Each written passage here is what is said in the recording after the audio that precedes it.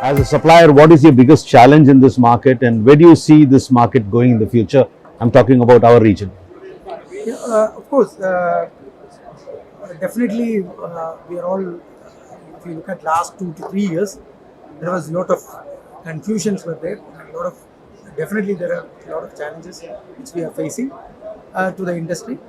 Of course, definitely we had, of course, the pandemic, then you may have heard about, because actually there is a scarcity of raw material on one side, especially for the packaging printers. Third thing is that we had a lot of logistics issues where our shipping cost has gone up like anything. So, but despite all these things, definitely, because actually it is also giving a lot of opportunities for people to look forward to it.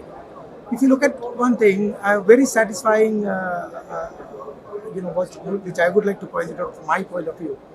Last 2.5 years, we have converted a lot of ailing commercial printers towards, uh, definitely value-added packaging area, which will really made their business, sustainable, and which also made it, because they were having an existential crisis.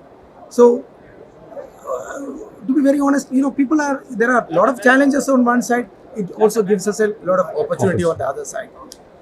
So, as a company which is always very much towards a balanced organization, we always propose solutions to customers.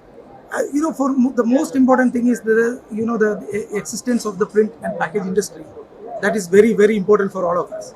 So what we really try to do is that give them the right solutions in that area where short-term ROI guaranteed, so well within 24 months, 18 months to 24 months, where especially if you look at our bag making solution role, and or whether it is our packaging kit, what we talk about, the packaging finishing kit, all well ROI guaranteed, so that the printers will be well off, because they can come out of the problems without much